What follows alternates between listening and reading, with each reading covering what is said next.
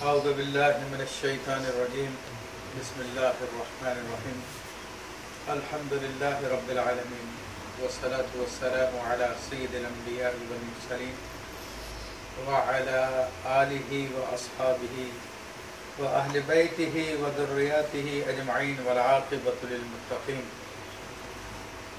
مولا صلی وسلم دائما ابدا علی حبیبک خیر الخلق کلہم۔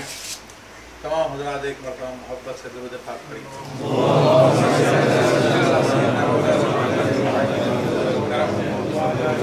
بارک وبارک وسلم صلاۃ و سلام علیک یا سیدی یا رسول اللہ وعلی آلک و اصحابک یا نور اللہ۔ گفتگو شروع کرنے سے پہلے حدیث شریف کے مطابق من لم یشکر الناس لم یشکر اللہ کما قال علیہ الصلوۃ والسلام۔ جس نے لوگوں کا شکریہ ادا نہیں کیا اس نے اللہ کا بھی شکر ادا نہیں کیا۔ تو اس حدیث کے مصداق میں سب سے پہلے تو ہمارے احبا کا شکریہ ادا کروں گا، خاص طور پر مولانا شاہ صاحب، ہمارے قبلہ ریاض بھائی، اسی طرح خلیفہ امجد قادری صاحب، قبلہ حافظ صاحب اور بشیر بھائی اور دیگر تمام حضرات کا جو مجھے یہاں پر لے کر آئے، آپ لوگوں سے ملنے کا موقع پرووائڈ کیا۔ اللہ تبارک و تعالیٰ آپ سب کو جزائے خیر عطا فرمائے۔ شکریہ کے بعد میں نے آیت طیبہ خطبے میں نہیں پڑھی، اس لیے کہ آیت طیبہ کی تلاوت کر لی گئی تھی، تو میں نے کہا چلیں اسی آیت طیبہ کے حوالے سے کچھ ایسی ڈائمنشن پہ گفتگو کی جائے جو عام روٹین سے ہٹ کر ہے، کیونکہ جنرلی ہمارے یہاں پہ جو تقریریں ہوتی ہیں وہ تو سنتے ہی رہتے ہیں آپ۔ الحمدللہ علماء اہل سنت بڑے دلائل کے ساتھ عقائد اہل سنت کو بیان کرتے ہی رہتے ہیں، الحمدللہ، اور بیان کرتے رہنا بھی چاہیے۔ تو تھوڑا سا ہٹ کر میں نے کہا کچھ تھوڑا گفتگو کروں گا، لیکن توجہ آپ کی درکار ہے، توجہ کے بغیر کام نہیں چلے گا۔ تو کچھ آیت طیبہ سے متعلق گفتگو کرتے ہیں، سورہ کوثر سے متعلق، اسی میں پھر وہ توجہ والی بات بھی کرتے ہیں۔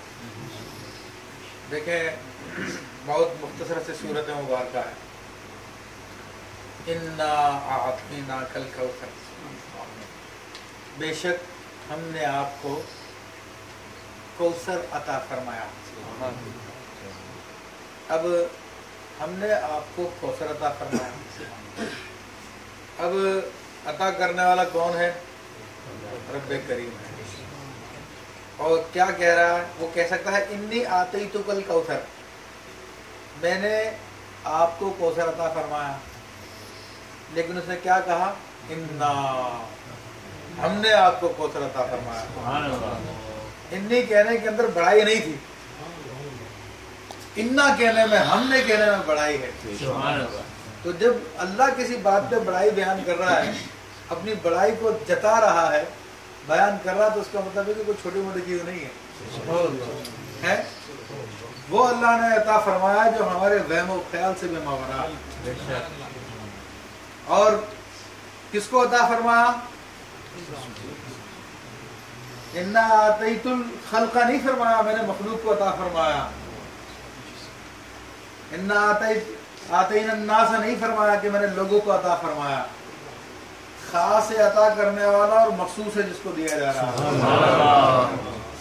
یعنی اللہ کے خزانوں سے اللہ تبارک و تعالیٰ نے اپنے حبیب علیہ السلام کو عطا فرمایا۔ ہر ایک کے پاس وہ نہیں ہے جو آپ صلی اللہ تعالیٰ علیہ وسلم کو عطا فرمایا گیا۔ آپ کے پاس وہ کچھ ہے جو آدم علیہ السلام سے لے کر سیدنا عیسیٰ علیہ السلام تک کو بھی سب کچھ نہیں ملا۔ جو ان کو سب کچھ کو جمع کیا جائے اس سے زیادہ اللہ تبارک و تعالیٰ نے آپ کو عطا فرمایا۔ اور کیا فرمایا؟ ایک اشارہ کر دیا، الکوثر، ہم نے آپ کو کوثر عطا فرمایا۔ ویسے ایک معنی تو یہ کہ ہم نے آپ کو حوض کوثر عطا فرمایا۔ حوض کوثر بھی ایک بہت بڑی نعمت ہے اور بہت بڑی دولت ہے۔ یہ حضور علیہ الصلوۃ والسلام کی خاصیت ہے کہ جو اللہ تبارک و تعالیٰ نے آپ کو عطا فرمایا۔ حوض کوثر کتنا بڑا ہے اور کیسا ہے؟ تو عزیزان محترم، حوض کوثر کے پانی کے بارے میں فرمایا گیا کہ وہ برف سے زیادہ ٹھنڈا، شہد سے زیادہ میٹھا، اور کتنا بڑا ہے وہ، اس کا کوئی اندازہ نہیں کر سکتا۔ اس حوض کوثر کے ارد گرد جو پانی پینے کے گلاس رکھے ہوئے، کوزے رکھے ہوئے، برتن رکھے ہوئے، وہ آسمان کے ستاروں کی طرح بکھرے ہوئے، کتنی تعداد میں وہ حوض کوثر کے ارد گرد بکھرے ہوئے۔ تو آپ اندازہ کر لیے کتنا بڑا وہ حوض کوثر ہے۔ اگر حوض کوثر کو بھی لیا جائے تو بہت عظیم دولت عطا فرمائی کہ سرکار دو عالم صلی اللہ علیہ وسلم اپنے محبت کرنے والوں کو وہ عطا فرمائیں گے، قیامت کے دن عطا فرمائیں گے، اور جو ایک مرتبہ پی لے گا پھر کبھی اس کو پیاس نہیں لگے گی۔ علماء سے سوال کیا لوگوں نے کہ حضور جب ایک مرتبہ پھر پی لیا پھر پیاس کبھی لگے گی نہیں، تو جنت کی جو میٹھی میٹھی نہریں ہیں، پیاری پیاری نہریں ہیں، دودھ کی اور کوئی شہد کی، کوئی شرابن طہورا کی، تو اس کا پھر کیا بنے گا؟ کہا وہ بھی پئیں گے لیکن وہ صرف لذت لینے کے لیے، پیاس مٹانے کے لیے نہیں۔ تو کوثر بھی مانا لیا جائے تب بھی بڑی بات ہے، بہت عظیم شان ہے حضور صلی اللہ علیہ وسلم۔ لیکن کوثر کا جو لفظ ہے وہ کاف تھا را سے ہے، یعنی کثرہ، جس کو اردو میں کثرت کہتے ہیں، یعنی ایکسس، زیادتی، بہت زیادہ، پلانٹی، ٹھیک ہے۔ تو یعنی ہم نے آپ کو بہت زیادہ عطا فرمایا، مطلب یہ بنتا ہے۔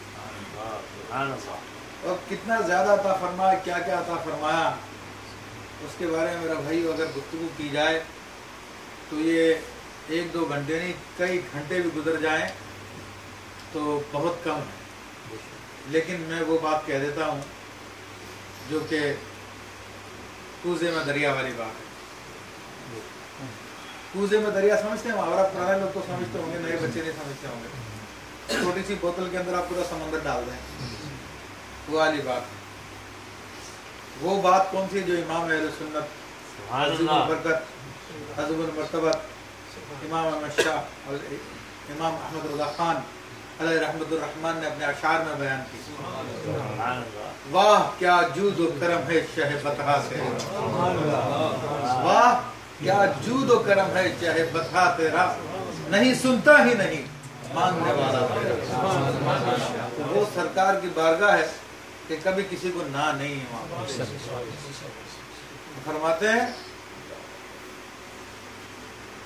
اللہ، ایک شاعر نے کہا، پاکستان کے نیازی صاحب ہیں، اللہ کے خزانوں کے مالک ہے نبی سرور، یہ سچ ہے نیازی ہم سرکار کا کہتے ہیں۔ تو جو کچھ کائنات میں ہے وہ سب کا سب حضور کو جو اللہ نے عطا فرمایا اس کا ایک ذرہ ہے، سب کچھ نہیں ہے۔ کئی بولے جو ساری کائنات کی دولت ہے، یہ ساری کائنات ہے، یہ حضور کو اللہ نے عطا کر دی ہے، یہ اس کا ایک ذرہ ہے۔ امام بوسیری رحمۃ اللہ علیہ کا قصیدہ بردہ شریف جو شاذلی بزرگوں میں سے ہے، وہ کیا کہتے ہیں اس کے بارے میں؟ فَإِنَّ مِن جُودِكَ الدُّنْيَا وَذَرَّتَهَا، یا رسول اللہ صلی اللہ علیہ وسلم، یہ دنیا اور جو کچھ دنیا کے اندر ہے یہ تو آپ کے سخاوت کا ایک ذرہ ہے۔ وَمِنْ عُلُومِكَ عِلْمُ اللَّوحِ وَالْقَلَمِ، اور لوح و قلم کا علم آپ کے علم کی ایک لائن کی مانند ہے، تو اللہ نے اپنے حبیب کو کیا عطا فرمایا؟ فرماتا وَكَانَ فَضْلُ اللَّهِ عَلَيْكَ عَظِيمًا، کہ بے شک اللہ کا آپ کا بڑا عظیم فضل ہے۔ تو کوثر کا بھی ہم مراد کو نہیں سمجھ سکتے، اس کی حقیقت کو نہیں جان سکتے۔ کیا کیا اللہ نے اپنے حبیب کو عطا فرما دیا، کوثر عطا فرما، کثرت عطا فرما، اور کثرت کا ایک پھر اسی کی تفسیر شروع ہو جائے گی، پھر وہ بات چلی جائے گی اسی طرف۔ میں اور بات کرنا چاہ رہا ہوں کہ یہ تو بہت سرکار کی بہت عظیم تعریف ہے۔ ایک معنی اور بتا دیتا ہوں، کوثر سے مراد اولاد کثیر ہے، حضور علیہ السلام کی اولاد کثرت سے، تو الحمدللہ یہ سادات کرام ہیں جو دنیا کے گوشے گوشے میں پائے جاتے ہیں. کبھی کسی انسان کی نسل کو اتنی برکت نہیں ملی ہے کہ جتنی سادات کرام کو برکت سے پھیلے ہوئے. الحمدللہ یہ سرکار دو عالم صلی اللہ علیہ وسلم کی نشانیاں ہیں, بڑی عظیم نشانیاں ہیں, ان کا بھی اکرام کیا جائے. کیونکہ بات آگے اس صورت کے آخر میں آ رہی ہے, ان نشانیہ کا ہو لگتا ہے. اب اس کا ایک معنی تو یہ کیا جاتا ہے کہ بے شک آپ کا دشمن ہی بے اولاد رہے گا. کیونکہ ہوا کیا تھا کہ جب سرکار دو عالم صلی اللہ علیہ وسلم کے ظاہری جو مذکر اولادیں تھی, آپ کے بیٹے تھے, ان کے وصال ہوا اللہ کے حکم سے, تو کفار نے کہا کہ وہ اب تک, یعنی یہ جڑ کٹے ہوئے ہیں, ان کی کوئی اولاد نہیں ہے, ان کی نسل نہیں چلے گی. تو اللہ نے ارشاد فرمایا کہ ہم نے تو آپ کو کثیر عطا فرمائی ہے. دیکھنے والے کی بات ہے, اور لوگ دیکھتے رہیں گے قیامت تک. کیا کثیر عطا فرمائی؟ اولاد بھی کثیر عطا فرمائی ہے, لیکن آپ کا دشمن ہی بے اولاد رہے. ابو جہل کا کون ذکر کرتا ہے؟ کہاں اس کی اولادیں ہیں؟ عتبہ, شیبہ, ربیعہ, کہاں ان کی اولاد ہے؟ ابو لہب کی اولادیں کہاں ہیں؟ آج ان تو کوئی نام و نشان نہیں. پھر ایک معنی یہ کرتے ہیں کہ بے شک آپ کا دشمن ہی بے نام و نشان ہو جائے گا. اور اس کے مقابلے میں شروع میں کیا فرمایا؟ آپ کو ہم نے کوثر عطا فرمایا, یعنی ہم نے آپ کو عظیم شہرت عطا فرما دی, عظیم برکت عطا فرما دی ہے. تو آج الحمدللہ یہ اسی کوثر ہی کی نشانی ہے کہ آج آپ کی مسجد میں منہ مبارکہ تشریف لا رہے ہیں. یہ سرکار دو عالم صلی اللہ علیہ وسلم کے تبرکات ہی اسی کی طرف اشارہ ہے کہ حضور علیہ السلام نے تو اپنے منہ مبارکہ تقسیم کیے تھے حج کے موقع پر, حجۃ الوداع کے موقع پر, اور وہ الحمدللہ اتنی کثرت ہوئی میں کہ زندہ ہیں, منہ مبارکہ زندہ ہیں, ان سے پیدا ہو رہے ہیں اور بال پیدا ہوتے ہیں. اور آج یہ کوئی ڈھکی چھپی بات نہیں ہے. شیخ خضرجی ایمریٹس میں موجود ہیں, ان کے پاس الحمدللہ منہ مبارکہ جیو نے باقاعدہ, پاکستان کے ٹیلی ویژن جیو نے اس کی مووی بنائی ہے, چلائی ہے, کہ درود پاک پڑھے جاتے ہیں تو منہ مبارکہ حرکت کرتے ہیں باقاعدہ. اور منہ مبارکہ کتنے لوگوں کے بعد ہم نے دیکھے ہیں کہ منہ مبارکہ سے مزید منہ مبارکہ پیدا ہوتے رہتے ہیں. ابھی جو کہا نعت پڑھی, تو زندہ ہے واللہ تو زندہ ہے, بڑی چشم عالم سے چھپ جانے والا. تو یہ ساری کی ساری سرکار کی تعریفیں ہیں, سرکار دو عالم کی تعریف کو بیان ہے. تبرکات آپ علیہ السلام کہ یہ تو وہ عظیم چیزیں ہیں کہ جو ہمارا امت مسلمہ کا نصیب ہے. لیکن اللہ تعالیٰ ایسی چیزیں بے نصیبوں کو نہیں دیتا, بد نصیبوں کو نہیں دیتا. جو بدبخت ہیں ان کو نہیں ملتی یہ چیزیں, ان کے پاس ہوتی بھی چھین لی جاتی ہیں, ان سے لے لی جاتی ہے. یہ صرف نصیب والوں کو ملتی ہے. ورنہ پچھلی امت ہے تو صرف حضور کا نام لے لے کے دعائیں کرتی تھی. خود قرآن نے اس کو بیان کیا, وَقَانُوا يَسْتَفْتِحُونَ, اور اس سے پہلے وہ نبی علیہ السلام کے نام کے وسیلے سے دعائیں کیا کرتے تھے. اللہ نے بیان کیا ہے. تو الحمدللہ منہ مبارکہ بھی تشریف لا رہے ہیں. یہ سب ہماری سعادت کی بات ہے اور خوش نصیبی کی بات ہے کہ رسول اللہ صلی اللہ علیہ وسلم کے منہ مبارکہ کے جسم اقدس کے ایک حصے کی زیارت کرنے کا موقع مل رہا ہے. یہ سرکار کی یہ بھی کرم نوازی ہم لوگوں کو. ظاہری طور پہ پردہ فرما لیا, لیکن ہم غافل لوگوں سے پردہ ہے. جو اہل حقیقت ہیں, جو اہل نظر ہیں, ان کی شانی اور ہے. سیدنا امام ابو الحسن الشاذلی رحمۃ اللہ تعالیٰ علیہ, نام شاید آپ لوگوں نے اتنا نہیں سنا ہوگا ان بزرگوں کا, لیکن ان کا فیس سب میں عام ہے. پتہ آپ کو شاذلی میرا نام ہونے کی نسبت سے قادری سلسلے کے بزرگ ہیں, قادری شاذلی ہیں. اور بھی کئی سلاسل کی اجازت ہے. یہ قصیدہ بردہ شریف پڑھتے ہوئے کس کا لکھا ہوا؟ یہ شاذلی بزرگ ہیں. امام بوسیری جو ہے, امام شاذلی کا بھی اسی طرح انہوں نے قصیدہ لکھا, اسی طرح اسی انداز میں اسی وزن میں لکھا. 133 اشعار لکھے. یہ دلائل الخیرات شریف سنتے ہیں, یہ کس کی لکھی ہوئی ہے؟ سلیمان جزولی رحمۃ اللہ علیہ کی. یہ بھی شاذلی ہیں, ساری دنیا میں پڑھی جاتی ہے. یہ شاذلی فیض کی پہچان بھی کرا رہا ہوں میں. درود پاک پڑھتے ہیں کیا نہیں پڑھتے؟ کس کا لکھا ہوا ہے؟ امام شاذلی کا لکھا ہوا ہے. امام شاذلی کا فیض عام ہے, نام آپ کے سامنے نہیں ہے. میرا نام بھی آ گیا, آپ نے پہچان لیا. کیا شان تھی آپ کی؟ فرماتے ہیں واللہ لو حجب عنی رسول اللہ صلی اللہ علیہ وسلم طرفت عین ما عادت نفسی من المسلمین، اللہ کی قسم اگر رسول اللہ صلی اللہ علیہ وآلہ وسلم ایک لمحے کے لیے بھی میری نگاہوں سے اوجھل ہو جائے میں اپنے آپ کو مسلمانوں میں شمار نہیں کرتا۔ وہ تو ہیں، ظاہر ہے، وہ ہم لوگوں پہ پردہ، اس پردے کو دور کرنے کی بات ہے۔ تو اس پردے کو دور کس طرح کیا جائے گا، اس کا ذکر ان دونوں باتوں کے بیچ میں آیا، خیر کثیر اور پھر اس کے بعد ان شانیہ کا ولبتر، ان دونوں کے بیچ میں کیا ہے؟ فصل لربک وانحر، بس تو اپنے رب کی نماز ادا کر اور تو قربانی کر۔ نماز کا معنی تو آپ کو پتہ ہی کیا ہے، قربانی بھی سب کرتے ہی ہے نا، یہ ظاہری معنی۔ ایک دوسرے معنی کی طرف توجہ کرانا چاہتا ہوں، جو نماز ہم پڑھ رہے ہیں اور قربانی کر رہے ہیں تو پھر تو ہم سب کو رسول اللہ صلی اللہ علیہ وسلم نظر آنے چاہیے تھے، لیکن پھر بھی ہماری غفلت سے دور نہیں ہو رہی ہیں، تو اس کا مطلب اس کا کچھ اور معنی ہے جو ہم لوگ سمجھ نہیں رہے ہیں۔ نماز تو ایک سمبل اسلام کی عبادت ہے، کیونکہ نماز کے لیے اللہ تبارک و تعالیٰ نے 750 سے زائد مرتبہ 700 سے زائد مرتبہ قرآن میں ذکر فرمایا اور کہا اقیم الصلاۃ، نماز قائم کرو، نماز قائم کرو۔ وہ کون سی نماز ہے جو ابھی تک ہم قائم نہیں کر سکے ہیں؟ یا یوں سمجھ لیجیے کہ اسلام کا فلسفہ عبادت کیا ہے۔ ابھی رمضان گزرا، پہلے عبادتیں ہم پہ فرض ہیں لیکن رمضان میں زیادہ کر دی گئی، روزے کر دیے گئے، روزوں کے ساتھ تراویح بھی لگا دی گئی، تلاوت قرآن بھی خوب کرو، نماز پہلے سے ہی تھی ہم پر، اور صدقہ فطر بھی لگا دیا۔ کیوں لگا دیا؟ کس لیے لگا دیا؟ اس کا کوئی مقصد پتا ہے؟ ٹائم دیکھ کے بات کرتا ہوں۔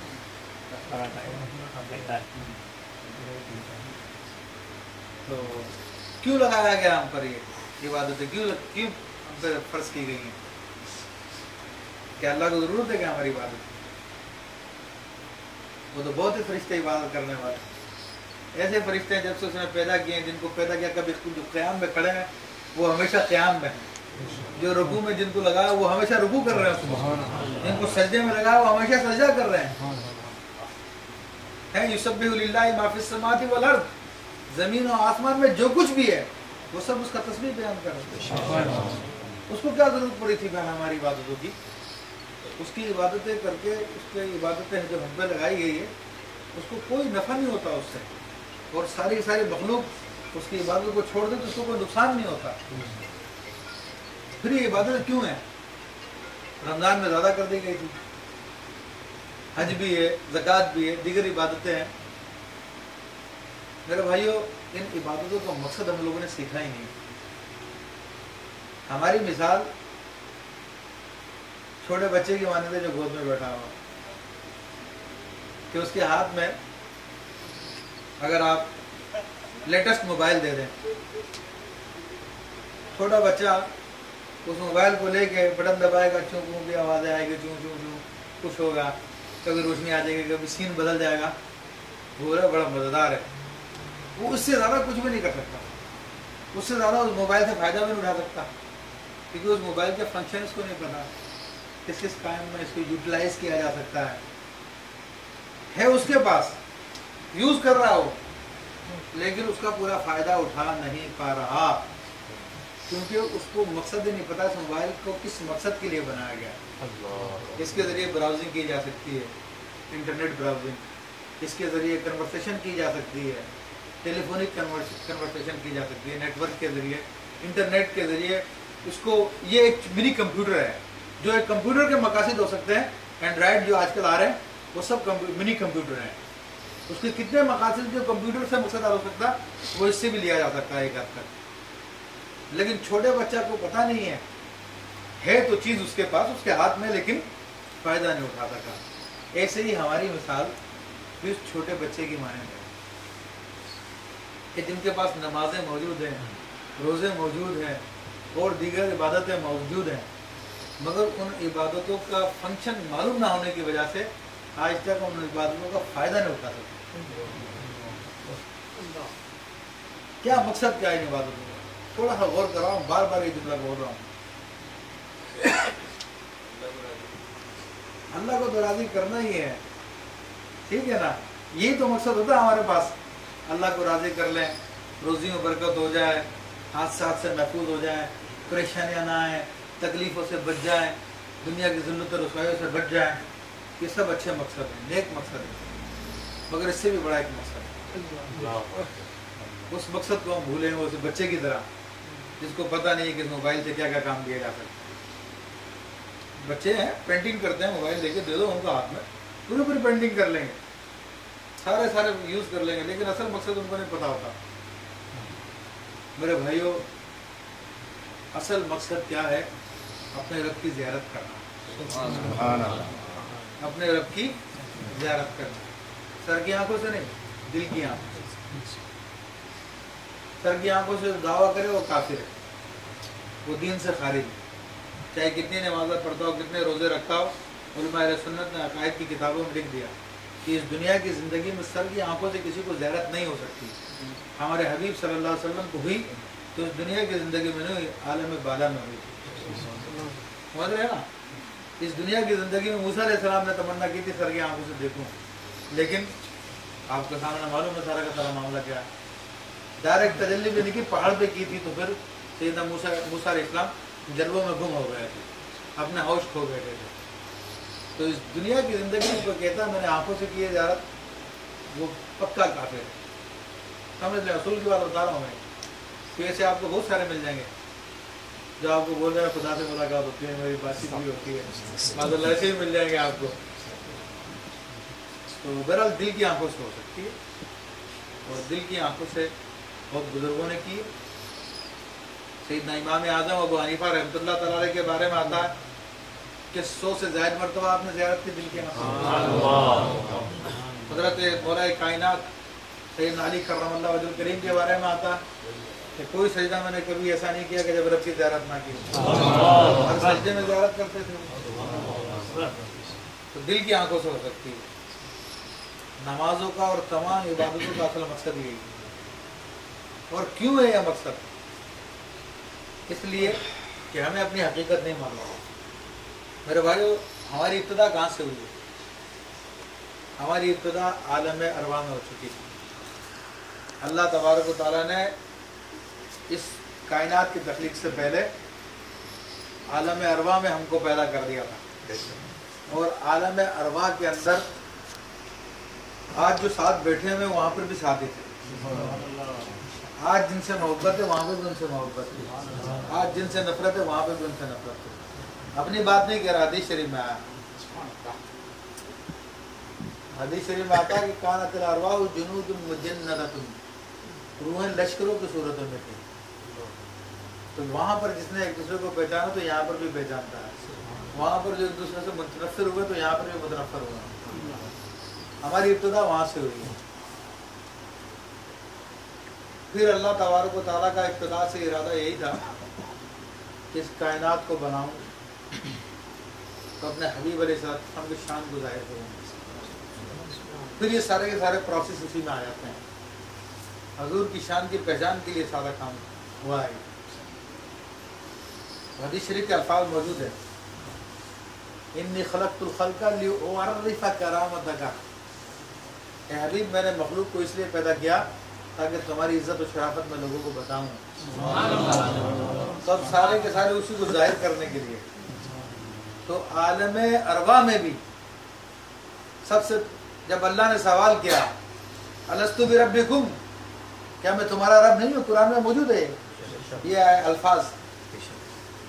تو قالوا بلا، قرآن میں مختصر ہے، سب نے کہا ہاں کیوں نہیں، تو ہمارا رب ہے۔ لیکن سب سے پہلے جس روح نے کہا جو روح اعظم ہے وہ محمد رسول اللہ صلی اللہ علیہ وسلم۔ نعرہ تکبیر، اللہ اکبر، نعرہ رسالت، یا رسول اللہ، قائل ہے سنت۔ تو پھر آپ کی روح کی پیروی کرتے ہوئے جنہوں نے پیروی کی سب سے پہلے بڑھ کر اور زیادہ جوش میں اور مستی میں، وہ انبیاء کی ارواح ہیں۔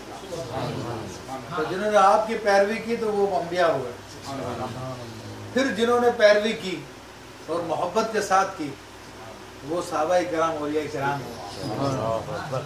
اس کے بعد پھر جنہوں نے ان کی پیروی کی جس کیفیت میں کہا تو پھر وہ عام مومنین والمومنات ہوئے۔ پھر جن میں کم تھا، جنہوں نے زبردستی کی، نہ چاہتے ہوئے کہا ہاں تو ہمارا رب ہے، تو پھر وہ کفار ہوئے۔ تو تفصیل ہے اس کی ساری کتاب۔ لیکن اللہ تبارک و تعالیٰ نے اپنے حبیب کی پہچان کروانے کے لیے ہم کو اپنے سے دور کر دیا، ہم کو اپنے سے دور کر دیا، جس کا بیان سورہ والتین میں فرماتا ہے کہ لقد خلقنا الانسان فی احسن تقویم۔ ایک ظاہری معنی تو یہ ہے کہ ہم نے انسان کو اچھی صورت میں پیدا کیا، ایک دوسرا معنی یہ کہ ہم نے انسان کو بڑی اچھی حالت میں پیدا کیا۔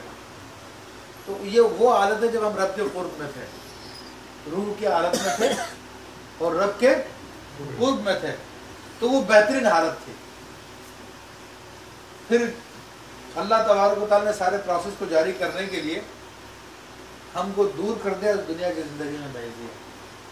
تو جس کو فرماتا ہے ثم رددناہ اسفل السافلین، تو ہم نے اس کو سب سے نچلے ترین درجے میں بھیج دیا، یعنی یہ درجہ رب سے دوری کا درجہ ہے۔ رب کے قرب سے نکل کر ہم رب سے دوری کی طرف آ گئے۔ اب جب دوری کی طرف آ گئے تو اب اس نے ہم کو اپنی پہچان کی دعوت دی کہ اب میں نے تمہاری اسٹیٹ چینج کر دی ہے، کیونکہ وہاں سے عالم ارواح سے نکلے تو ماں کی پیٹ میں 9 مہینے رہے، وہاں سے نکلے دنیا میں آئے، 60-70 سال کی زندگی ہے، اس سے آگے جائیں گے عالم برزخ ہے، اس سے آگے جائیں گے قیامت ہے، اس کے بعد پھر فائنل ڈیسٹینیشن ہے جنت یا جہنم۔ اور ان سب جگہوں پہ حضور کی پہچانی معاملہ ہے۔ عالم ارواح میں حضور کی پہچان کروائی، اب اس دنیا کی زندگی میں بھی حضور کی پہچان ہے۔ جس نے حضور کو پہچانا، انہیں جانا، انہیں مانا، نہ رکھا غیر سے کام، للہ الحمد میں دنیا سے مسلمان گیا۔ تو دنیا میں بھی اللہ کے نزدیک وہی معزز و مکرم ہے جو حضور کا چاہنے والا ہے۔ اور بہت ساری اس کی مثالیں ہیں۔ پھر قبر میں چلے جاؤ جو عالم برزخ ہے، وہاں پر بھی نجات کا جو مدار ہے نا، وہ انہی کی پہچان پر ہے۔ ان کو پہچان دے گا تو کامیاب ہو جائے گا۔ رب کو پہچان لیا، دین کو پہچان لیا، دینی الاسلام کے لیا، ربی اللہ کے لیا، میرا رب اللہ، میرا دین اسلام ہے، لیکن ان کی پہچان میں گڑبڑ کر دی، فیل ہو گیا، ناکام ہو گیا۔ وہاں بھی ان کی شان کا بیان ہے۔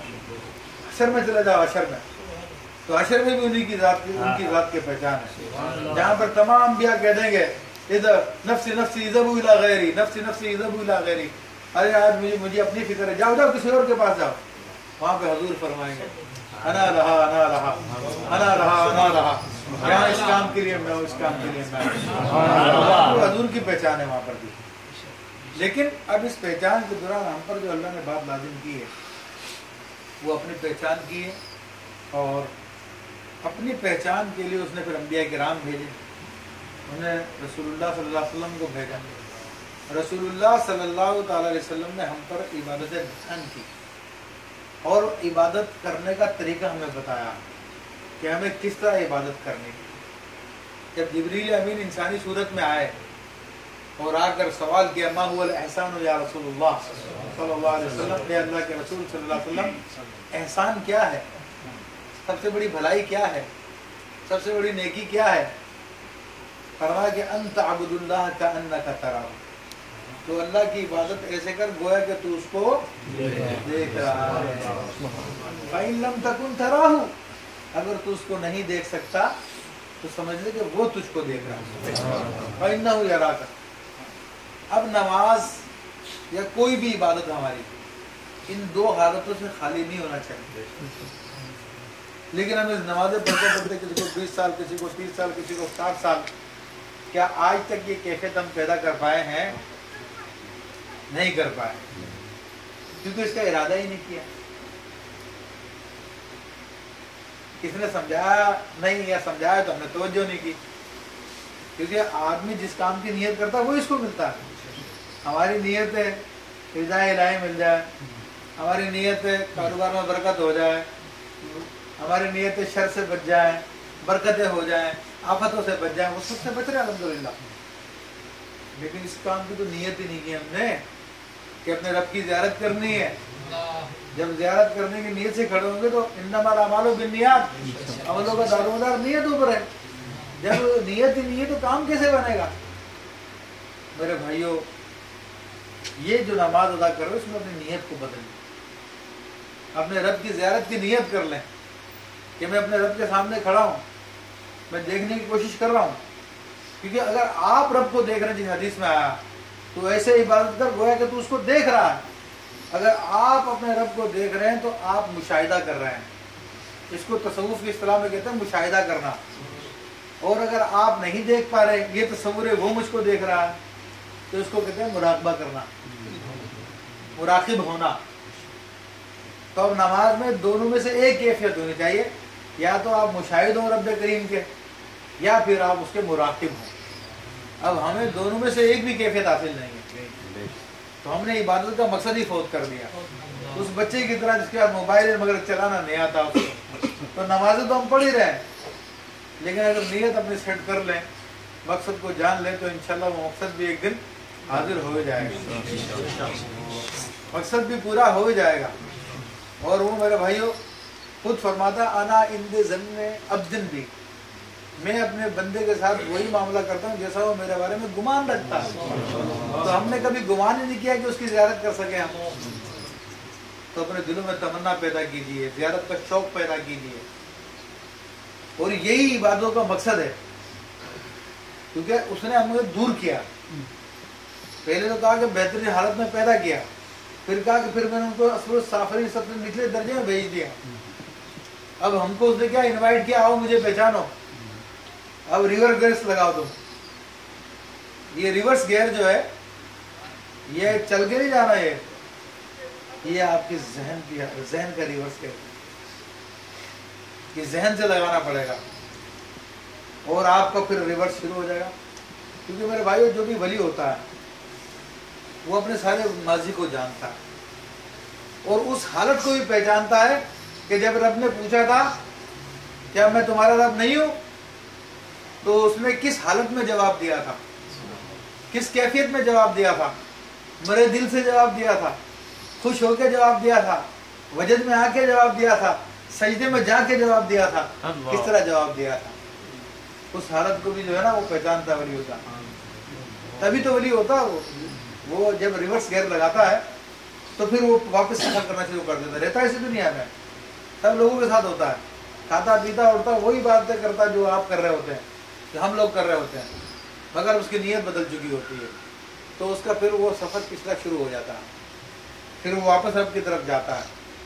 اور ثابت ہے، حدیث کریمہ سے ثابت ہے، نبی علیہ السلام اعلیٰ حضرت رحمۃ اللہ اپنے ملفوظات میں حدیث شریف لکھی کہ ایک مرتبہ رسول اللہ صلی اللہ علیہ وسلم نے حضرت ابوبکر صدیق سے پوچھا اتذکر یوم یومن، ابوبکر تجھے کیا وہ دن یاد ہے ارسطو والا، جب آپ نے پوچھا تھا کیا تمہارا رب ہوں، عرض کیا رسول اللہ مجھے یاد ہے۔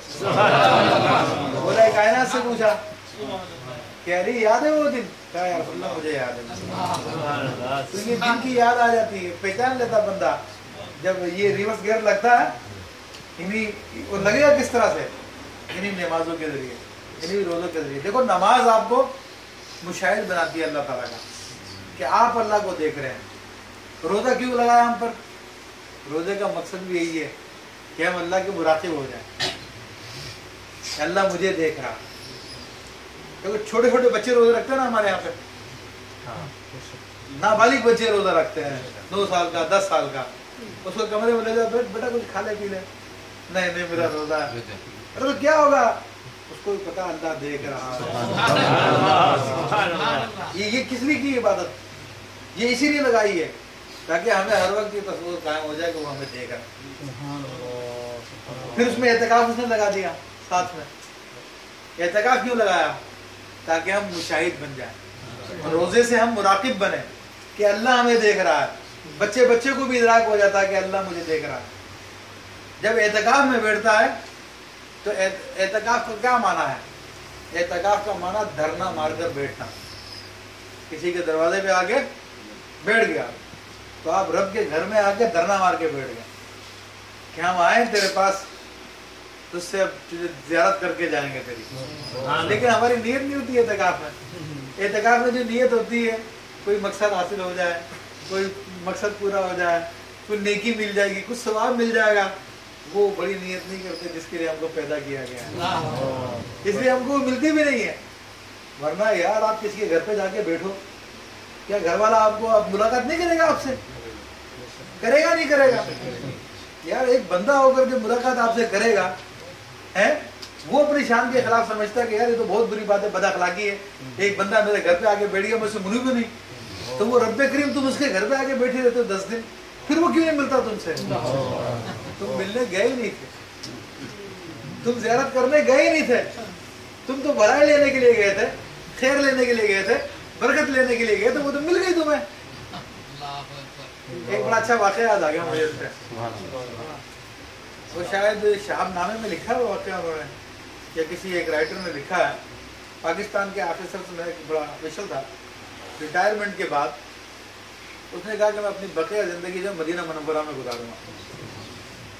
تو وہ وہاں پہ شفٹ ہو گیا اور حرم شریف میں جاتا, حرم شریف کی صفائی کرتا, کہ مسجد کی خدمت کروں گا, روزانہ صفائی کرتا, تلاوت قرآن پاک کرتا.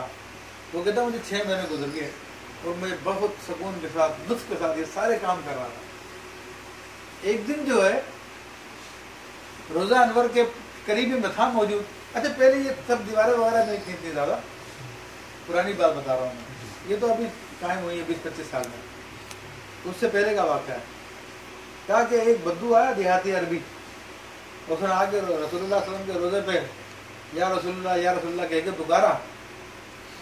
تو رسول اللہ صلی اللہ علیہ وسلم کے روزے سے باقاعدہ جواب آیا. تو وہ کہتا کہ میرا دل ٹوٹ گیا کہ میں 6 مہینے سے یہاں پہ بیٹھا ہوا ہوں, حضور نے کبھی مجھے اپنی آواز نہیں سنائی. اور وہ عربی آیا, اس نے عربی میں بات کی, حضور نے اپنی بات سنا دی.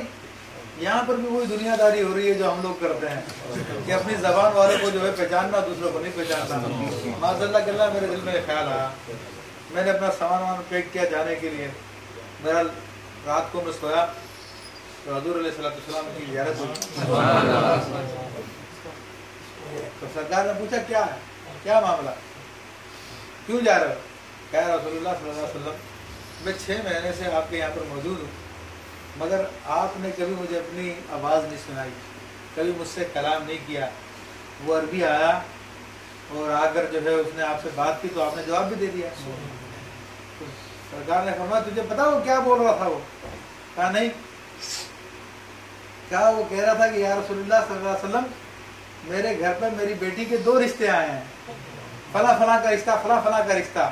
اب آپ بتائیں ان میں سے میں کس کو جواب دوں, کس کو ہاں کروں میں؟ تو میں نے اس کو بتایا کہ تو یہ کر, تو میری مسجد کی خدمت کی نیت سے آیا تھا, صفائی کرنے کے لیے آیا تھا, قرآن پاک پڑھنے کے لیے آیا تھا, وہ تجھے ملا ہوا, وہ جس نیت سے آیا تھا میں نے اس کو دے دیا. تو یہ میرے بھائی مسجدوں میں 10 دن گزار لیتے ہیں, کھڑے کے نمازیں پڑھ لیتے ہیں, جیسے آتے تھے جو نیت کی تھی وہ لے کے چلے جاتے ہیں. اللہ کسی کو نہیں مایوس کرتا, جو آپ نے نیت کی تھی وہ آپ کو مل گیا. اور اب رب کی زیارت کی نیت لے کے آؤ گے, 1 مہینہ نہیں, 2 مہینہ نہیں, 3 مہینہ نہیں, 4 مہینہ نہیں, اس کے یہاں پر نہ نہیں ہے, دیر تو ہے, اندھیر نہیں ہے. پھر وہ زیارت بھی کرا دے گا اپنے, اور آپ کو اپنے اولیاء میں شامل کر دے گا کہ جن کے بارے میں فرمایا کہ صراط الذین انعمت علیہم, ان لوگوں کا راستہ کہ جن پہ تیرا انعام نازل ہوا.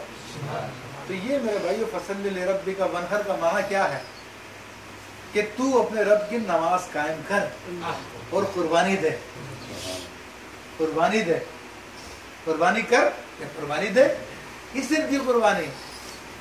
غیر کی محبت کو نکال, اپنے نفس پہ چھری چلا اور اپنے رب کا ہو جا. تو اس کا ہو جائے گا, وہ تیرا ہو جائے گا, کیونکہ وہاں پہ اصول یہی ہے, تو اس کا ہو جائے وہ تیرا ہو جائے گا. اور بڑا غیور ہے, برداشت نہیں کرتا کسی اور کو تو اس کے ساتھ رہ کے کسی اور سے بھی دل لگی کی جائے. جب دل لگایا تو اسی کے ساتھ لگاؤ, ورنہ قبول بھی نہیں کرتا وہ.